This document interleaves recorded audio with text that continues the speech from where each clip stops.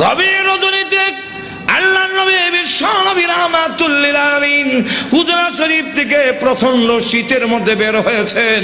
এমনি তাকায়া দেখে একজন বাঁকা হয়ে দাঁড়াইছে, সোজা হয়ে দাঁড়াতে পারে না, কাপড় এইভাবে ধরে রেখেছে। দাঁড়ায় বলেন আসসালাতু ওয়াসসালামু আলাইকা ইয়া রাসূলুল্লাহ। আল্লাহর নবী বলেন, কে রে তুমি এত গভীর রজনীতে আমাকে সালাম দিচ্ছ? আল্লাহর নবী যেই মাত্র জিজ্ঞাসা করলেন, উনি ডাক দিয়ে, হুজুর আপনি কি আমাকে চিনতে পারেন নাই? আমি আব্দুল্লাহ। আল্লাহর নবী বলেন, কোন আব্দুল্লাহ? ওগো নবীজি, কিছুদিন আগে ইসলাম ধর্ম গ্রহণ করেছি,